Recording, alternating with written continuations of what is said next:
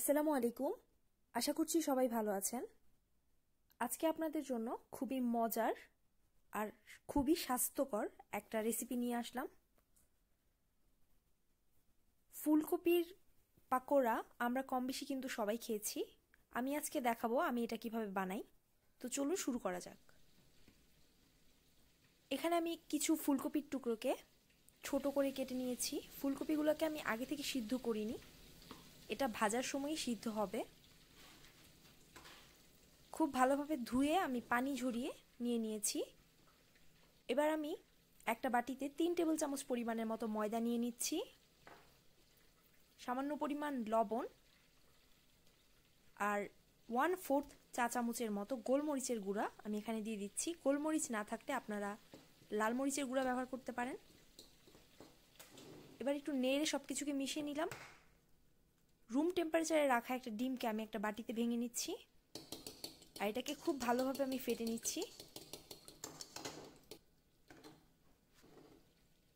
এবার আমি 3 টেবিল চামচের মতো ব্রেড ক্রাম্ব নিয়ে নিচ্ছি। আমি রেডিমেড কিনে আনা একটা ব্রেড ক্রাম্ব ইউজ করছি। আপনারা বাসায়ও ব্রেড ক্রাম্ব বানিয়ে নিতে পারেন। সেক্ষেত্রে লবণ আর গোলমরিচের গুঁড়া এখানে অ্যাড করে নেবেন। তো ফুলকপিকে আমি প্রথমে ময়দাতে ভালোভাবে গড়িয়ে নিচ্ছি। এরপর আমি এটাকে ডিমের মিশ্রণে ভালোভাবে গড়িয়ে নিব। তারপর আমি আরেকবার এটাকে ময়দার মিশ্রণে গড়িয়ে নিব।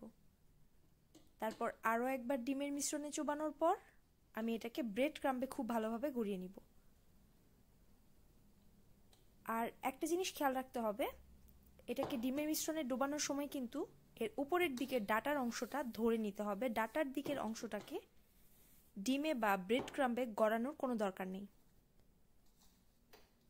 তাতে করে এটা খুব ভালোভাবে ভাজার সময় সিদ্ধ হয়ে যাবে, কারণ ফুলকপি ভাজলে কিন্তু এই ডাটার দিকের অংশটাই একটু কাঁচা থাকে।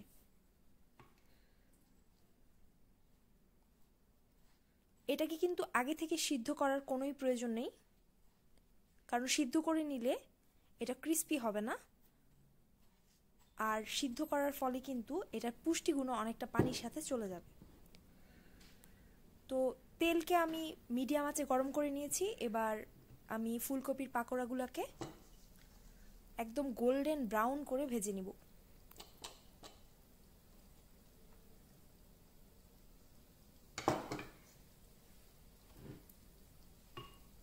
এইভাবে কিন্তু ফুলকপির পাকোড়া বানিয়ে আপনারা বাসায় ট্রাই করতে পারেন। এটা স্ন্যাক্স হিসেবেও খাওয়া যায়। আর যেহেতু এখন রোজা চলছে, আপনারা ইফতারিতেও এই স্বাস্থ্যকর রেসিপিটা ট্রাই করতে পারেন।